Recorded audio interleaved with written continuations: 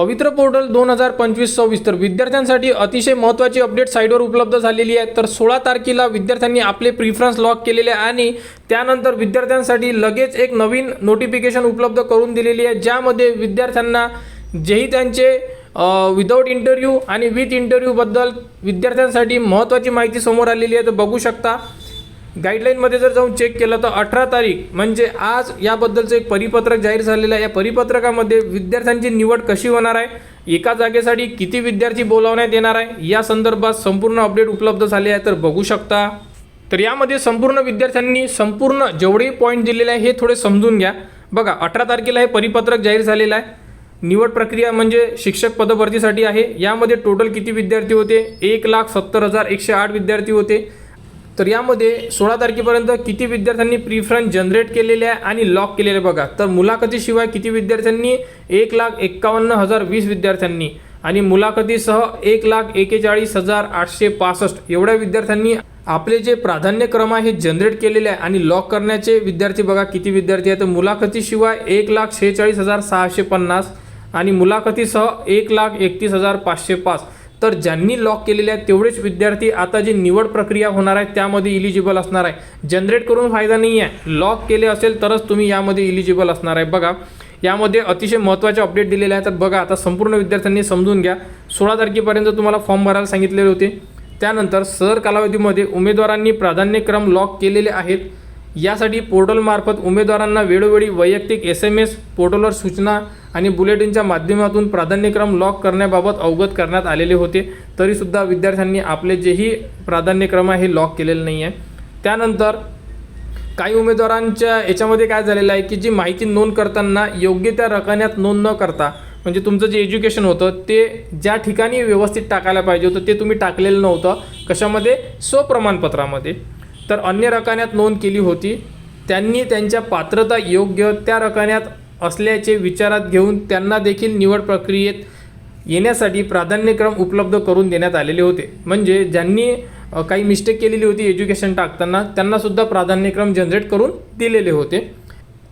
तर 4 नंबरचा पॉईंट बघा काय म्हणत आहे। तर काही उमेदवारांना स्वप्रमाणपत्राची माहिती पूर्ण केली होती परंतु स्वप्रमाणपत्र OTP नोंद करून लॉक केलेले नव्हते, त्यांना देखील त्यांची नोंद केलेल्या माहितीच्या आधारे प्राधान्यक्रम उपलब्ध करून निवड प्रक्रियेमध्ये सहभागी करून घेतलेले होते। म्हणजे साधारणतः संपूर्ण विद्यार्थ्यांना जी प्रक्रिया होती आपली म्हणजे शिक्षक भरतीसाठी यामध्ये सर्वांना यामध्ये चान्स देण्यात आलेला होता आणि त्यांच्या लॉगिनमध्ये प्राधान्यक्रम उपलब्ध करून दिलेले होते। आता ज्यांनी प्राधान्यक्रम लॉक केलेले आहे त्यांची आता निवड यादी लागणार आहे, म्हणजे सर्वसाधारण गुणवत्ता यादी लागणार आहे। तर निवड प्रक्रियेतील पुढील टप्पा काय, सर्वसाधारण गुणवत्ता यादी लागणार आहे आणि ती प्रसिद्ध केली जाणार आहे। तर सदर निवड प्रक्रियेसाठी ही जी प्रक्रिया आहे पूर्ण ऑनलाईन असणार आहे। त्यानंतर बघू शकता आता मुलाखतीशिवाय निवड प्रक्रियेत एकाच एक उमेदवारांची स्वप्रमाणपत्रामध्ये नोंद केलेल्या माहितीच्या आधारे थेट निवडीसाठी शिफारस होणार आहे। निवडीसाठी शिफारस झालेल्या व्यवस्थापनाकडून उमेदवारांच्या कागदपत्रांची पडताळणी करून पात्र ठरल्यानंतर नियुक्तीचे आदेश निर्गमित केले जाणार आहे। म्हणजे एका जागेस एक एवढे विद्यार्थी बोलावण्यात येणार आहे आणि त्यानंतर त्यांची डॉक्युमेंट्स व्हेरिफिकेशन होणार आहे आणि डॉक्युमेंट्स व्हेरिफिकेशन जर त्यांचे व्यवस्थित झाले तर त्यांना डायरेक्टली नियुक्तीचे आदेश देण्यात येणार आहे मुलाखतीशिवाय या विद्यार्थ्यांसाठी। आणि त्यानंतरचं बघू शकता तर मुलाखतीशिवाय निवड प्रक्रियेत एकाच एक निवडीसाठी शिफारस झालेल्या उमेदवारांना एकदा शिफारस झाल्यामुळे पुढील या टप्प्यातील मुलाखतीसह तसेच पुढील फेरीसाठी विचारात घेतले जाणार नाही आहे, असे उमेदवारांनी नव्याने टेट देऊन निवड प्रक्रियेत पुन्हा सहभागी होऊ शकतील। याचा अर्थ असा आहे की टेट 2025 दिल्यानंतर तुम्हाला जर एखाद्या ठिकाणी शिफारस केली म्हणजे तुमची निवड झाली आहे, जेही सर्वसाधारण यादी लागणार आहे त्यामध्ये तुमची शिफारस झाली आणि तुम्ही त्या यादीमध्ये काही कारणास्तव कॅन्सल करण्यात आले तर तुमची परत जी दुसरी लिस्ट लागेल किंवा टेट 2025 मध्ये तुम्हाला परत मुलाखतीशिवाय मध्ये निवड केली जाणार नाही, तुमची फक्त एकचदा निवड केली जाणार आहे, मुलाखतीशिवाय मध्ये तुम्हाला शिफारस देण्यात येणार आहे। समजलं? तर अशा प्रकारे ही माहिती यामध्ये दिलेली आहे, म्हणजे तुम्हाला परत चान्स देण्यात येणार नाही, एकच चान्स मिळणार आहे। आता बघा ज्या खाजगी अनुदानित संस्था आहे निवड प्रक्रियेत मुलाखतीसह प्रकारातील यापूर्वी काय होतं, एकाच 10 उमेदवार घेण्यात येत होते आणि 30 गुणांच्या आधारे निवड करण्यात येत होती, परंतु यामध्ये आता थोडा बदल करण्यात आलेला बघा। निवड प्रक्रियेत उमेदवारांना 0 गुण देऊन निवड प्रक्रियेच्या बाहेर ठेवण्यात येत होते।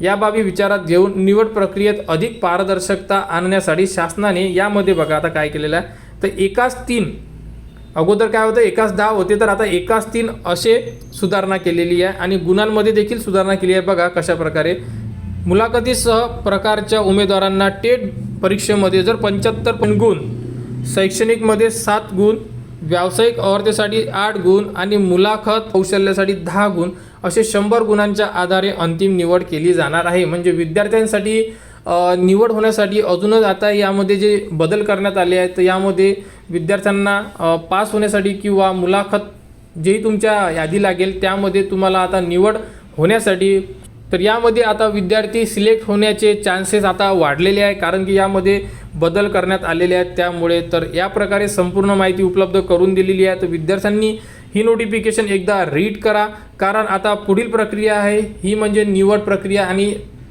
साईडवर लगेच दुसऱ्या दिवशी अपडेट आलेली आहे, म्हणजे 18 तारखेला अपडेट आलेली आहे। तर याचा अर्थ की जी प्रोसेस आहे ही आता फास्ट सुरू आहे। त्यानंतर कोणाला काही अडचण असेल तर टोल फ्री नंबरसुद्धा देण्यात आलेला आहे। त्याचप्रमाणे यामध्ये ज्याही विद्यार्थ्यांनी त्यांचे प्रिफरन्स लॉक केलेले आहेत ते विद्यार्थी यामध्ये इलिजिबल आहे।